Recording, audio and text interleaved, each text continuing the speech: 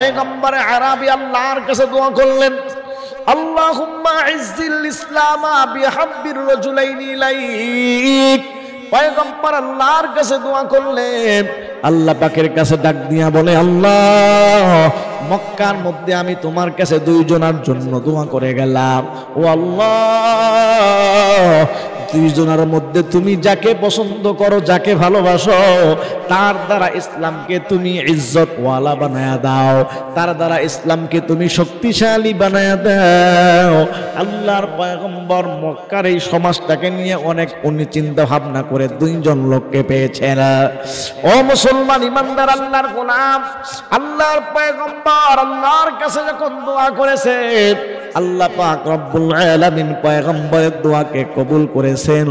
আল্লাহ পাক রব্বুল আলামিন হযরতে ওমরের পক্ষে দোয়াটাকে কবুল করে নিয়ে নিলেন।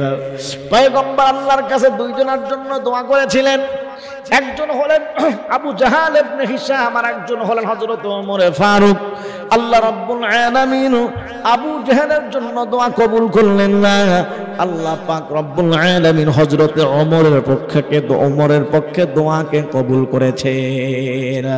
রাসূল টেনশনে পড়েছিলেন, সমাজটাকে নিয়ে আমি কেমনে পরিবর্তন করব, এই সমাজ কেমনে ঠিক হবে, সমাজের মানুষেরা কেমনে ঠিক হবে, মানুষ কেমনে দেবদেবীর পূজাকে ছেড়ে দিবে, মানুষ কেমনে লাত মানাত উজ্জাকে ছেড়ে দিবে, মানুষ কেমনে এক আল্লাহর প্রতি চলে আসবে, মানুষ কেমনে তাওহীদকে বিশ্বাস করবে, মানুষ কেমনে মূর্তি পূজাকে ছেড়ে দিবে, মানুষ কেমনে এক আল্লাহর প্রতি তাওহীদবাদী হয়ে যাবে।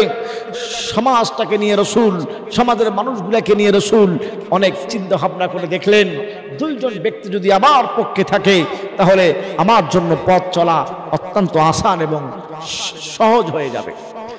আল্লাহর পয়গম্বর যখন দোয়া করেছেন, আল্লাহ পাক একজনের জন্য দোয়া কবুল করেছেন। ও মুসলমান ইমানদার আল্লাহর গোলাম, ভালো করে শুনতে হবে মুসলমান, কথাগুলা দিদির কান দিয়া বোঝার চেষ্টা করেন। আল্লাহর পয়গম্বর যখন টেনশনের মধ্যে পড়ে গিয়েছিলেন, আল্লাহ পাক হযরতে ওমরের পক্ষে দোয়াকে কবুল করে নিয়া আল্লাহ পাক পয়গম্বরের এই টেনশনটাকে দূর করে দিয়ে দিলেন। এরপরে পয়গম্বর আরবি মুহাম্মদুর রাসূলুল্লাহ আবারও টেনশন, মানুষেরা কেমনে হেদায়েত পায়। এই জন্য আমার দেশের মানুষেরা তারা তো আমার কথা শুনতে চায় না। আমার মায়ান নবী যখন নিজ গোত্রের মানুষদেরকে কালেমার তাওহীদের দাওয়াত দেয়, মক্কার মানুষেরা আমার পয়গম্বরের কথা মানে না। এই জন্য মায়ান নবী বা তায়েফের ময়দানের দিকে ছুটে চললেন। ও মুসলমান ইমানদার আল্লাহর গোলাম, আমার মায়ান নবী এবার তায়েফের ময়দানের মধ্যে ছুটে চললেন। আমার মায়ান নবী তায়েফের ময়দানের মধ্যে গিয়ে পয়গম্বর দাওয়াত দেয়। আল্লাহর পয়গম্বর মানুষদেরকে বলে, এক আল্লাহর দিকে তোমরা চলে আসো, আল্লাহর একাত্মবাদকে মেনে নাও, তোমরা এরকম ভাবে মূর্তি পূজা লাত মারাত উজ্জাকে ছেড়ে দাও।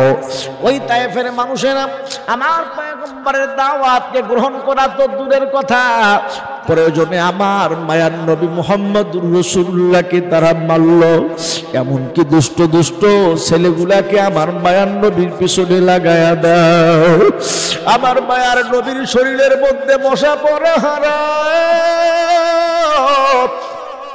যেই মায়ার নবীর চেহারার মধ্যে মাছি পড়া হারাম, সেই মায়ার নবীর শরীরের মধ্যে ওই কাফের বেঈমানেরা তায়েফের লোকেরা, ছোট্ট ছোট্ট বাচ্চারা, ওই যুবকেরা পয়গম্বরকে রক্তাক্ত করে দেয়। আমার মায়ার নবীর শরীরটা রক্ত রঞ্জিত হয়ে গেল।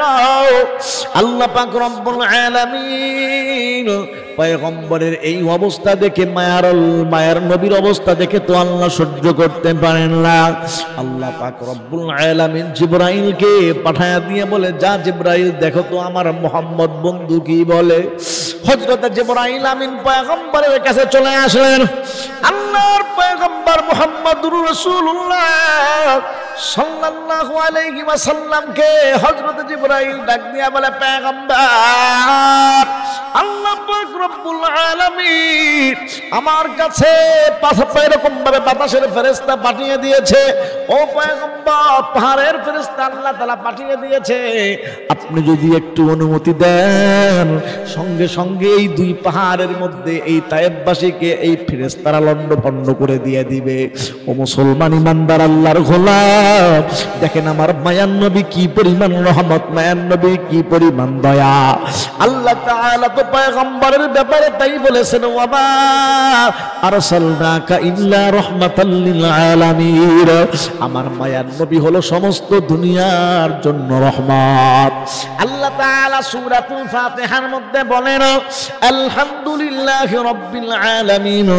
সমস্ত প্রশংসা ওই আল্লাহর জন্য, তিনি সমস্ত পৃথিবীর প্রতিপালক।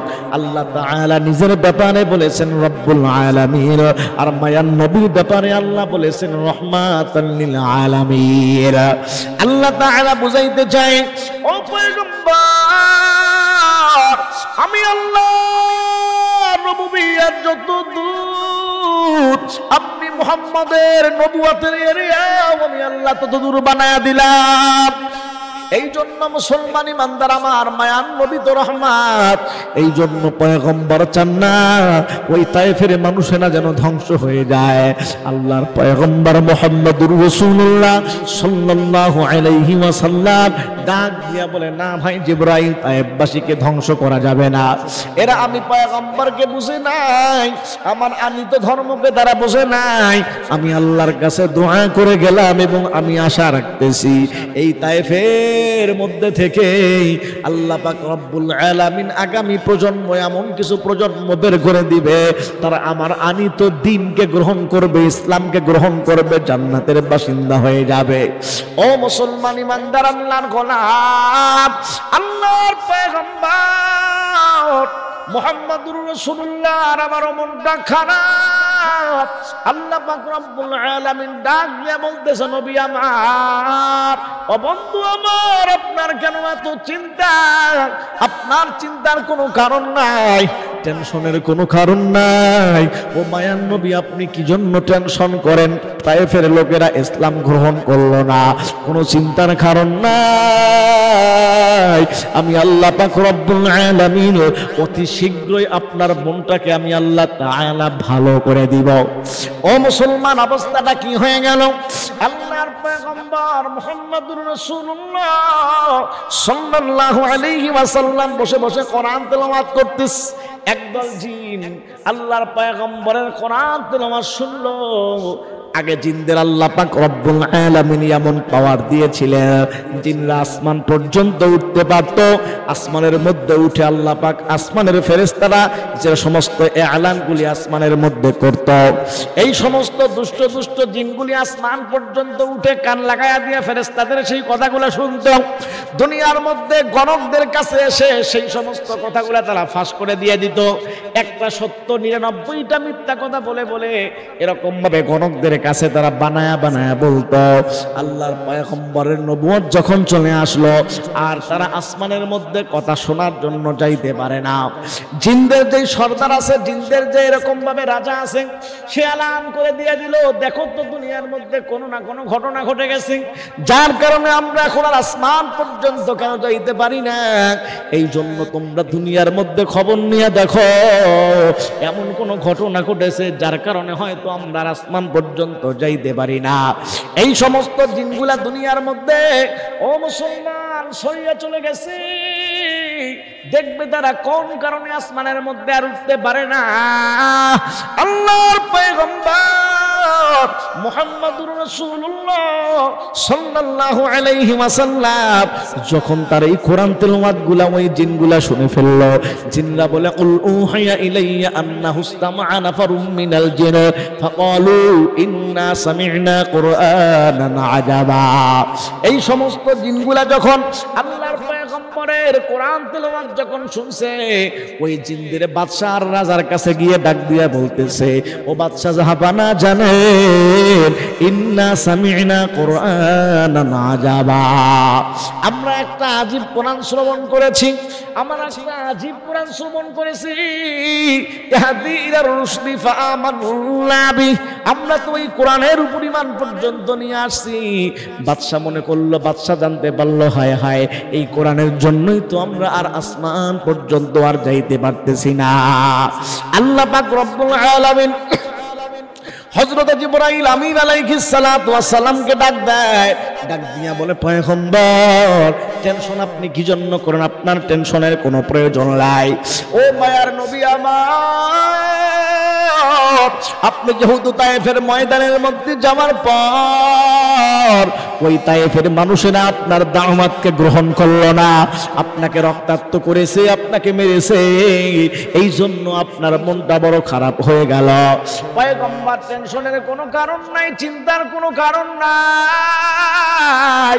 আল্লাহ পাক রব্বুল আলামিন অদৃশ্যের প্রাণী জিনরা আপনার প্রতি ঈমান নিয়ে আসছে। দুনিয়ার মানুষেরা ঈমান না নিয়ে আসলে কি হবে? অদৃশ্যের প্রাণী জিনগুলা যেহেতু ঈমান নিয়ে আসছে, আল্লাহর পয়গম্বরের জিনদের ঈমানের খবর শুনে মনটা ভালো হয়ে গেল। আল্লাহ পাক তাই বলেন, ওয়ালা সাউফা ইউতিকা রাব্বুকা ফাতারদা। পয়গম্বর কেন টেনশন করছেন? কোনো টেনশনের কারণ নাই। আপনি কেন টেনশন করবেন? আপনার খারাপ লাগবে, আমি আল্লাহ আপনার খারাপ লাগাকে দূর করে দিয়ে থাকি। ওয়ালা সাউফা ইউতিকা রাব্বুকা ফাতারদা। অতি সত্তর আমি আল্লাহ তাআলা আপনাকে এমন এমন কিছু দিব, আপনার পয়গম্বরের ভালো লাগবে। এজন্য রাসূল যত জায়গার মধ্যে টেনশনের মধ্যে ছিলেন, সব জায়গার মধ্যে মালিকের মুখাপেক্ষী হয়েছেন। আল্লাহ পাক রাসূলের এই টেনশনকে দূরীভূত করে দিয়েছেন। আমার ভাইরা, আসুন সামনের দিকে চলে যাই। এরপর কি হলো? রাসূল করিম সাল্লাল্লাহু আলাইহি ওয়াসাল্লামের বয়স যখন 50 বছর বয়স, এই 50 বছর বয়সে রাসূলের আপন চাচা, আরে যেই চাচা রাসূলকে এত সাপোর্ট করেছেন, বাহিরের মধ্যে এত সাপোর্ট দিয়েছেন, যেই চাচার জন্য রাসূলের গায়ে কাফেররা হাত উঠাতে পারেন নাই, যেই চাচার জন্য কাফেররা রাসূলকে চোখ রাঙিয়ে কথা বলার সাহস পায় নাই, সেই চাচা আবু তালেব দুনিয়া থেকে চলে গেলেন। ঠিক 1 মাস পরেই, আবু তালেবের ইন্তেকালের 1 মাস পরেই আমার আম্মাজান খাদিজা, যে সবচাইতে ঘরের ভিতরের কাছের মানুষ, আবু তালেব ছিল বাহিরের মধ্যে রাসূলের ছায়া, আর ঘরের মধ্যে বাহিরের মধ্যে যত ক্লান্তি, যত টেনশন, যত রকমের রাসূলের উপর নির্যাতন হয়েছে, সবগুলো যখন ঘরের কাছে গিয়েছেন, আম্মাজান খাদিজার কাছে গিয়েছে, বাহিরের সমস্ত চিন্তা, সমস্ত টেনশন আম্মাজানের কাছে গেলে আম্মাজান সবগুলাকে সলভ করে দিয়ে দিতেন, সান্ত্বনা দিতেন, রাসূলকে অনেক এরকম ভাবে টেনশন থেকে মুক্ত করার চেষ্টা করতেন। এই দুইজন রাসূলের খুব আপনজন, খুব কাছের, একজন বাহিরের আর একজন ভিতরের, একজন হযরতে আম্মাজান খাদিজাতুল কুবরা আর একজন হলো চাচা আবু তালেব। এই দুইজনেই যখন ইন্তেকাল করলেন, চাচা আবু তালেব ইন্তেকাল করছে, আম্মাজান খাদিজা দুইজনে ইন্তেকাল করলেন। রাসূলের মনটা আবারও খারাপ হয়ে গেল, আবার রাসূল টেনশনে পড়ে গেলেন। কাফেররা আবার সুযোগ পেয়েছে, আবু তালেব ছিল রাসূলের গায়ে তার হাত উঠাতে পারেন নাই, এখন কাফেররা এত বড় দুঃসাহস করলো, রাসূলের গায়ে হাত পর্যন্ত এখন তারা উঠানোর দুঃসাহস করতেছে। আমার ভাইরা, অবস্থা খুব মারাত্মক, অবস্থা খুব মারাত্মক। রাসূল আবার টেনশনের মধ্যে পড়ে গেছে। আল্লাহ পাক হযরত জিবরাইলকে বলতেছে, জিবরাইল, আমার বন্ধু মুহাম্মদকে এই টেনশনের মধ্যে আমার আল্লাহর ভালো লাগে না, যাও আমার কাছে নিয়ে আস। রাসূলকে মেরাজ করাতে হবে। আমি আল্লাহর সঙ্গে যদি তার একটু সাক্ষাৎ হয়ে যায়, দিদার হয়ে যায়, চাচা হারানোর ব্যথা, এরকম ভাবে স্ত্রী হারানোর ব্যথা, সবগুলি তার দূর হয়ে যাবে যদি আমি মালিকের সঙ্গে তার সাক্ষাৎ হয়ে যায়। আমার ভাইরা, এজন্য রাসূল করিম সাল্লাল্লাহু আলাইহি সাল্লাম যত জায়গায় টেনশনে পড়েছেন, সব টেনশনকে তিনি দূর করেছেন, তিনি হলেন আল্লাহ। আমার ভাইরা, আসুন সামনের দিকে চলে যাই, কথাগুলো দিলের কান দিয়ে বুঝতে হবে। ও মুসলমান ইমানদার আল্লাহর গোলাম, আল্লাহ পাক রব্বুল আলামিনের কাছে জিবরাইল আমিন চলে আসলেন। জিবরাইল আমিন আসার পর পয়গম্বরকে বলতেছে, পয়গম্বর, আল্লাহ পাক রব্বুল আলামিন চায় আপনার সঙ্গে সাক্ষাৎ করবে, আপনার সঙ্গে আল্লাহ পাকের সাক্ষাৎ হবে, কথা হবে। এই জন্য পয়গম্বর আপনি একটু চলেন, এবার মায়ান নবী মুহাম্মদুর রাসূলুল্লাহ সাল্লাল্লাহু আলাইহি ওয়াসাল্লামকে নিয়ে হযরত জিবরাইল আমিন ওই বাইতুল মুকাদ্দাসের মধ্যে চলে গেলেন। বাইতুল মুকাদ্দাসের মধ্যে পয়গম্বর যাওয়ার পর সমস্ত নবীদের পয়গম্বর ইমামতি করলেন। আল্লাহর পয়গম্বর ওই বাইতুল মুকাদ্দাস থেকে আল্লাহ পাক রব্বুল আলামিন পয়গম্বরকে আবার সাত আসমানের উপরের মধ্যে উঠায় আনিয়ে নিলেন। হযরত জিবরাইল আমিন আলাইহিস সালাতু ওয়াস সালামকে পয়গম্বর ডাক দিয়া বলতেছে, ইয়া রাসূলুল্লাহ, ইয়া হাবিবাল্লাহ, আপনাকে যতদূর পর্যন্ত আমি নিয়ে আসছি এর উপরের মধ্যে ওঠার এরকম ভাবে আমার পক্ষে সম্ভব হবে না। এই জন্য হযরত জিবরাইল আমিন পয়গম্বরকে বলে, ও পয়গম্বর, আপনি এখন একা একাই আপনাকে সামনের মধ্যে যেতে হবে, আল্লাহর সঙ্গে আপনার এখন দিদার হবে। মুসলমান ইমানদার কথাগুলা দিনের কান দিয়ে বুঝতে হবে। আল্লাহর পয়গম্বর বলে, তখন আমি টেনশনের মধ্যে পড়ে গেলাম। আল্লাহ পাক রব্বুল আলামিনের কাছে সাক্ষাৎ হবে, এই সাত আসমানের উপরে আমার কাছে আপনজন আর কেউ নাই। হযরত জিবরাইল আমিন আলাইহিস সালাম যখন আমাকে ছেড়ে চলে গেল, আমার এতটা খারাপ লাগতেছিল, এতটা আমার ভয় হইতেছিল। আল্লাহর পয়গম্বর বলে, সামিতুল খসখসা, তখন আমি আমার কানের মধ্যে হযরত বেলালের জুতার পায়ের আওয়াজ শুনতে পাইতেছিলাম। আল্লাহর পয়গম্বর মুহাম্মদুর রাসূলুল্লাহ সাল্লাল্লাহু আলাইহি ওয়াসাল্লাম যখন মিরাজ থেকে চলে আসলেন, আসার পর ডাক দিয়া বলে, বেলাল, তুমি কি এমন আমল করো রে বেলাল, যে আমি মায়ান নবী জান্নাতের মধ্যে গিয়ে তোমার জুতার পায়ের আওয়াজের খবর পাইলাম। আমার মায়ান নবী ডাক দিয়া বলে, বেলাল, আমি যখন ওই জান্নাতের মধ্যে তোমার জুতার আওয়াজ পাইতেছিলাম, আমি পয়গম্বরের অনেক ভালো লাগতেছিল যে আমার বেলালের জুতার পায়ের আওয়াজ জান্নাতের মধ্যে শোনা যায়। এরে বেলাল, যখন জিবরাইল আমিন যখন আমাকে একাই ফেলাইয়া দিয়া যখন চলে গেল, ও বেলাল, তখন আমার একা লাগতেছিল। তোমার ওই জুতার খরমের পায়ের জুতার খরমের আওয়াজ আমি পয়গম্বরের কানের মধ্যে যখন আসতেছিল, তখন আর আমার একাকী অনুভব হইতেছিল না। তখন আমার কেমন জানি মনে হইতেছিল আমার সঙ্গে তো আমার বেলাল এখনো আছে। আমি কি জন্য টেনশন করছি, আমি কি জন্য ভয় পাইতেছি, কারণ আমার বেলাল তো এখনো পর্যন্ত আমার পাশে আছে। ও মুসলমান ইমানদার আল্লাহর গোলাম, আমার মায়ার নবী মুহাম্মদুর রাসূলুল্লাহর টেনশন, চাচা আবু তালেব দুনিয়ায় নাই, খাদিজা দুনিয়ার মধ্যে নাই। আল্লাহ পাক আমার মায়ার নবী মুহাম্মদুর রাসূলুল্লাহকে কাছে ডাকলেন। আল্লাহ পাক রব্বুল আলামিন দুনিয়ার মধ্যে যত নবীর সঙ্গে সাক্ষাৎ করেছেন, কথা বলেছেন, বলে সবগুলো নবীর সঙ্গে আল্লাহ তাআলা এরকম ভাবে তার আসনের মধ্যে বসেই কথা বলেছেন। নবীরা ছিল দুনিয়ার মধ্যে, আল্লাহ তাআলা কোন নবীকে আসমানের উপরের মধ্যে উঠান নাই। আল্লাহ রাব্বুল আলামিন দুনিয়ার মধ্যে থেকে, আসমান থেকে, আরশ থেকে এরকম ভাবে নবীদের সঙ্গে কথা বলেছেন। কিন্তু মুসলমান ইমানদার আল্লাহর গোলাম, তোমার নবী, আমার নবী, মায়ান নবী, বিশ্ব নবী মুহাম্মদুর রাসূলুল্লাহ সাল্লাল্লাহু আলাইহি ওয়াসাল্লাম, আমাদের পয়গম্বর মুহাম্মদুর রাসূলুল্লাহ এমন একজন নবী, আল্লাহ পাক রব্বুল আলামিন তার সঙ্গে দুনিয়ার মধ্যে থেকে নয়, আল্লাহ তাআলা আরশের মধ্যে তাকে মেহমান বানায়া তার সঙ্গে কথা বলেছেন। ও মুসলমান ইমানদার, এমন কোন নবী নাই যাকে আরশের মধ্যে ডেকে আল্লাহ তার সঙ্গে কথা বলেছেন। শুধু আমাদের মায়ান নবী মুহাম্মদ সাল্লাল্লাহু আলাইহি ওয়াসাল্লাম, তাকে আল্লাহ তাআলা আরশের মধ্যে ডেকে তার সঙ্গে কথা বলেছেন।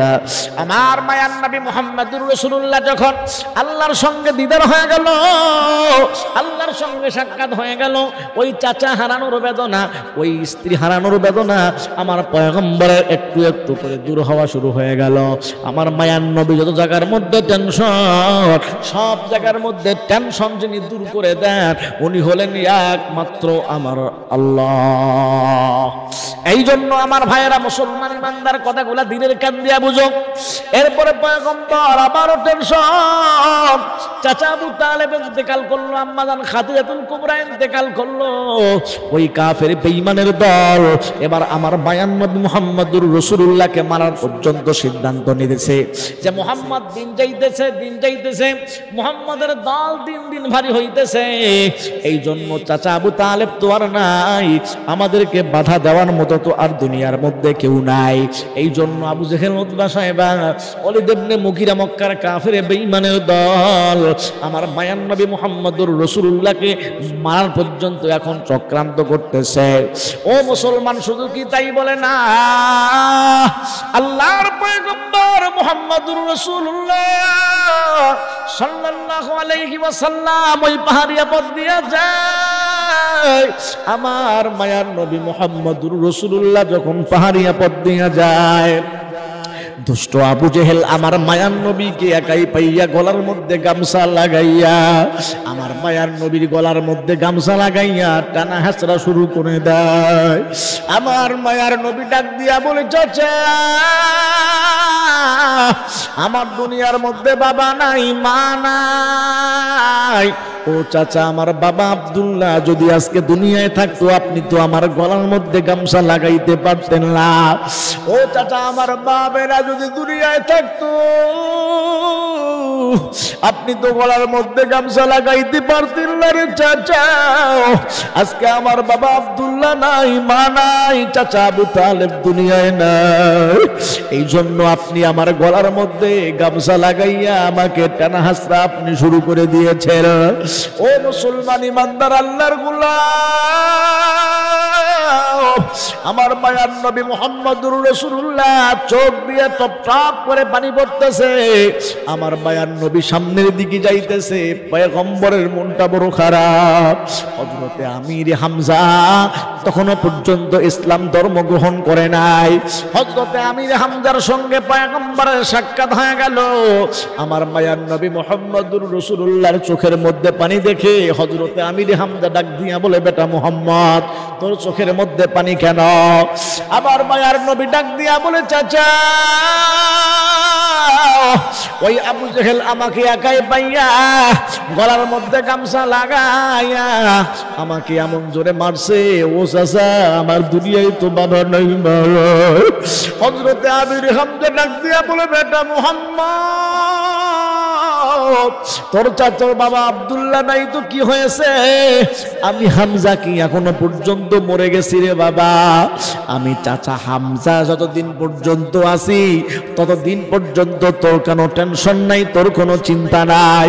যেই আবু জেহেল তোরে মারছে, ওই আবু জেহেলকে কিন্তু আমি আর ছাড়বো না। ও মুসলমান ইমানদার আল্লাহর গোলাম, কথাগুলা দিলের কান দিয়া বোঝার চেষ্টা করো ভাই। এই কথা বলে হযরতে আমির হামজা ওই আবু জেহেলের বাড়ির দিকে রওনা হয়ে গেল। আবু জেহেলের বাড়ির কাছের মধ্যে গিয়ে ডাক দিয়া বলে, আবু জেহেল বাড়ির মধ্যে আসে? বলো আছে। এ আবু জেহেল, তুমি কি আমার ভাতিজা মুহাম্মদকে মারছো? আবু জেহেল বলে, হ্যাঁ মারছি তো কি হয়েছে? বলে, আবু জেহেল রে, তুমি কি আমার ভাতিজা মুহাম্মদকে একাই পাইয়া মারবা? তুমি কি মনে করছো ওর আপনজন বলতে কেউ নাই? এ ওর বাবা আব্দুল্লাহ নাই তো কি হয়েছে? চাচা হামজা তো এখনো পর্যন্ত মরি নাই। এ আবু জেহেল, তুই আমার ভাতিজা মুহাম্মদকে কেন মারছো? এই কথা বলে হযরতে হামজা তার ধনুক দিয়া আবু জেহেলের মাথার মধ্যে বাড়ি মারছে। আবু জেহেলের মাথা থেকে রক্ত বের হয়ে গেছে। আর ডাক দিয়া বলছে, আবু জেহেল ভালো করে শুনে রাখ, আমি হামজা যতদিন পর্যন্ত আছি আমার ভাতিজা মুহাম্মদের গায়ের মধ্যে একটা আঘাত লাগতে দিব না। ও মুসলমান ইমানদার আল্লাহর গোলাম, কথাগুলা দিলের কান দিয়া বোঝার চেষ্টা করো ভাই। আমার মায়ার নবী মুহাম্মদুর রাসূলুল্লাহর কাছে হযরতে আমির হামজা ডাক দিয়া বলে, বেটা মুহাম্মদ দেখ, সেই আবু জেহেল তোরে মারছে, ওই আবু জেহেলের গায়ের মধ্যে মাথা ফাটাইয়া দিয়া দেখো এখনো পর্যন্ত ধনুকের মধ্যে এখনো রক্ত লেগে আছে। এ বেটা মুহাম্মদ, তুই কি খুশি হও না? আবার মায়ার নবী ডাক দিয়া বলে, চাচা আমি তো প্রতিশোধ গ্রহণ করার জন্য আসি নাই। এ বেটা, তাহলে তুই আমার কাছে কি চাও? বলে, ও চাচা, আপনি যদি আমি আল্লাহ তাআলা আমাকে যেই কালিমা দিয়ে দুনিয়ার মধ্যে পাঠাইছে, ওই কালেমার নাম হলো লা ইলাহা ইল্লাল্লাহ মুহাম্মাদুর রাসূলুল্লাহ। ও চাচা, আপনি যদি ওই কালেমার কালেমাটাকে গ্রহণ করে নেন, তাহলে আমি আরো বেশি খুশি হয়ে যাইব। হযরতে আমির হামজা ডাক দিয়া বলে, বেটা মুহাম্মদ, টেনশনের কোনো কারণ নাই, চিন্তার কোনো কারণ নাই। বেটা মুহাম্মদ, আমি ওই কালেমাটা পড়ে নিয়ে নিলাম, আশহাদু আল্লা ইলাহা ইল্লাল্লাহ ওয়া আশহাদু আন্না মুহাম্মাদার রাসূলুল্লাহ। এ মুসলমান ইমানদার, কথাগুলা দিনের কান দিয়া বোঝার চেষ্টা করো। ও মুসলমান ইমানদার, আল্লাহর গোলাম চাচা আবু তালেব যখন দুনিয়া থেকে চলে গেল, খাদিজাও দুনিয়া থেকে চলে গেল, ওই আবু জেহেল, উতবা, সাইবা, মক্কার কাফেরদের নির্যাতন আরো বেড়ে গেল। এমনকি আমার মায়ার নবীকে মারার পর্যন্ত ষড়যন্ত্র তারা করতেছে। আল্লাহ পাক রব্বুল আলামিনের পক্ষ থেকে এলান হয়ে গেল, ও মায়ার নবী, আপনার টেনশনের কারণ নাই, চিন্তার কারণ নাই। যেই মক্কার মানুষেরা আপনার উপর জুলুম আর নির্যাতন করতে চাইতেছে, এই মক্কার মধ্যে আপনার থাকার কোনো প্রয়োজন নাই। মদিনার মানুষেরা আপনার জন্য অপেক্ষমান। ও পয়গম্বর, আপনি মদিনার মধ্যে চলেন, মদিনার মানুষেরা আপনাকে সম্মান করবে, মর্যাদা দিয়ে দিবে, আপনাকে অনেক রেসপেক্ট করবে। আমার মায়ার নবী যখন টেনশন করতেছে মক্কায় থাকা নিয়া, আল্লাহর পয়গম্বরকে মদিনার মধ্যে নিয়ে গিয়া আল্লাহ রাব্বুল আলামিন পয়গম্বরকে সম্মান দিয়া পয়গম্বরের টেনশনটাকে আল্লাহ দূর করে দিয়ে দিলেন। এটাই বলা হয়েছে, ওয়ালা সাউফা ইউতিকা রাব্বুকা ফাতারদা। পয়গম্বর, টেনশন করবেন না। যত জায়গার মধ্যে আপনি টেনশন করবেন, আমি আল্লাহ অতি সত্বর আপনাকে খুশি করে দিয়ে দিব। এই জন্য টেনশন আমাদের হয়। আমরা অনেকে টেনশন করি, ব্যবসার মধ্যে বরকত হচ্ছে না, আমার মেয়েটার বিবাহ হচ্ছে না, আমার এরকম ভাবে অসুখ বিসুখ ছাড়তেছে না, ফ্যামিলির অসুখ বিসুখ লেগেই আছে, কি করব আমরা? টেনশনের মধ্যে থাকি। বলে টেনশন যদি হয়, একমাত্র আল্লাহর কাছে যেতে হবে। আল্লাহর কাছে চান, আল্লাহ টেনশন দূর করবে। মেয়ের বিবাহ হয় না, মালিকের কাছে চান, মালিক সলভ করে দিয়ে দিবে। এজন্যই তো